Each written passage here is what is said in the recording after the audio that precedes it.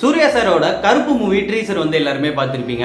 பார்த்த உடனே எல்லாருமே பயங்கரமா வந்து செலிப்ரேட் பண்ணிட்டு இருப்போம். ஆனால் பாதி ஆஃப் தி மைண்ட் வந்து எல்லாருக்கும் எப்படி போகும்னா, இந்த படமும் ஒரு வேளை ஃபிளாப் ஆயிடுமா, இந்த படமும் ஒரு வேளை வேஸ்டா போயிடுமான்னு சொல்லிட்டு தான் பாதி வருஷம் மைண்ட்ல வந்து ஓடிட்டு இருக்கோம்.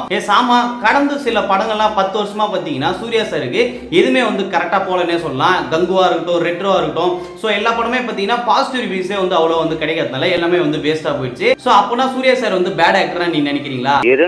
தலைவன் 2001ல இருந்து 2010க்குள்ள ரிலீஸ் ஆன எல்லா படமும் நீங்க எடுத்து போயிட்டீங்கன்னா ஒன்னு ஹிட் ஆகும், இல்லனா பாத்தீங்கன்னா பிளாக் பஸ்டர் ஹிட் ஆகும். சோ நீங்க எல்லா மூவியும் எடுத்து பாத்தீங்கன்னா தலைவன் அவ்வளவு பயங்கரமா பாத்தீங்கன்னா ஆக்டிங் பண்ணிருப்பாரு, ஹிட் கொடுத்திருப்பாரு, பயங்கரமா வந்து ஓடி இருக்கும். கூட ரிலீஸ் ஆன எல்லா படங்களும் ஓடுதா இல்லையோ, ஆனா தலைவன் படம் வந்து பயங்கரமா வந்து ஓடி இருக்கும். இந்த மாதிரி இருந்த சூர்யா சாருக்கு இப்போ ரீசெண்டா என்ன ஆச்சுனே தெரியல தான் நிறைய பேருக்கு வந்து ஓடிட்டு இருக்கும். சூர்யா சார் நடிச்சு தியேட்டர்ல பயங்கரமா ஒண்ணா கடைசி படம் எதுன்னு கேட்டீங்கன்னா சிங்கம் 2 தான். அந்த படம் பாத்தீங்கன்னா பயங்கர வரவேற்பு கிடைச்சிச்சு. எல்லாருமே போயிட்டு ஆடியன்ஸ் எல்லாருமே என்ஜாய் பண்ணாங்க.